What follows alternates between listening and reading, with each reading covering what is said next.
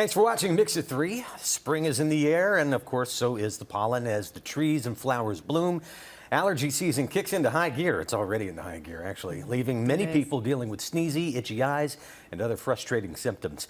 So how can you stay healthy and manage it all? Yeah, we spoke with Dr. Pranam Kokilakumar, who shared practical tips for finding relief and keeping your allergies under control this season.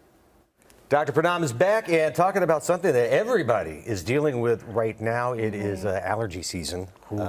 Who has not been popping a Claritin every day? Well, that would be exactly. Dr. Pranam, what are the most common spring allergy symptoms that people should be watching for? Obviously, the pollen is around. Oh, absolutely. And you know, the pollen has many different flavors too, and they spring up at various times of the seasons too. So your main symptoms, you're going to be looking at the runny nose, the itchy eyes, the watery eyes, that post-nasal drainage down the back of your throat, all sorts of wonderful discharge from various parts of your body, Cliff. The human body is just a magical thing. It's not wrong.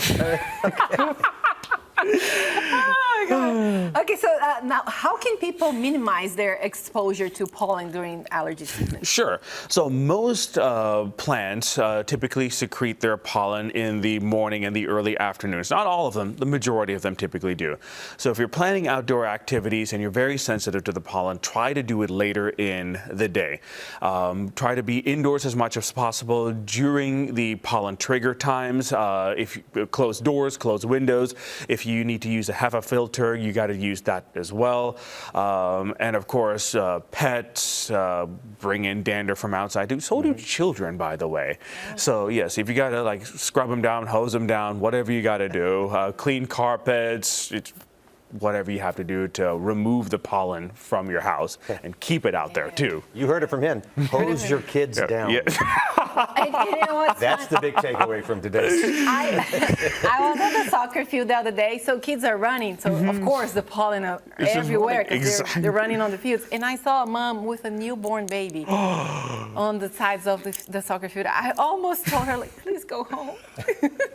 She's probably starting her young one training at just a young age, right? Used to it after a while. Yes. Speaking of getting used to it, a lot of people can't, so they have to take the over-the-counter medications. There are obviously a lot out there. So what are some of the best ones? So there's no one particular brand that's better than the other. It's kind of like that Coca-Cola Pepsi debate. You know, some individuals do develop some form of immunity to a previous medication, or so they claim to do. So we just cycle it every couple of years. If you switch from Allegra to Claritin to Zysol, and just keep the ball rolling.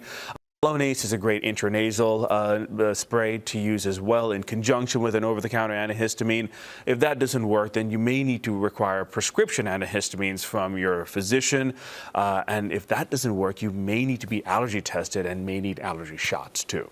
Oh, okay. So now, what are the impacts that we can have if we don't treat allergies? Sure. So most people typically have mild to moderate symptoms. The itchy nose, the scratchy throat, drainage, itchy eyes, watery eyes. But some individuals can actually have more serious adverse reactions, such as your anaphylaxis that may require hospitalization. Right. Individuals may not be able to sleep very well at nighttime, and that can cause sleep impairment and other issues further down the line, at least during the allergy season. If they have cardiovascular pulmonary issues like asthma, those can get triggered as well. So the list just goes on and on. So long story short, if you feel like the allergies aren't controlled with the over-the-counter stuff, go see your healthcare provider, get treated, see the specialist if you need to, and go from there. Okay. Are there any lifestyle changes or natural remedies that can help reduce? So there is some research about locally sourced honeys that may help out with that. However, if the more severe the allergy is, the more unlikely that is to help fully reverse that. You can use saline irrigation, neti pots to help remove the allergen from the sinus cavities. But again, the moment you get re-exposed to the trigger, the allergies come right back. The best thing to do is try to avoid, stay on consistent treatment, whether it's over the counter or prescription. And if you need to go in for the shots, that's what you got to do. Okay. And you know what? I bet just about everybody in the house has got a mask from pandemic. Wear a mask if you need to, right? Exactly. Yes, yeah. All right. Good points to keep in mind, and remember, hose down your kids. Gently.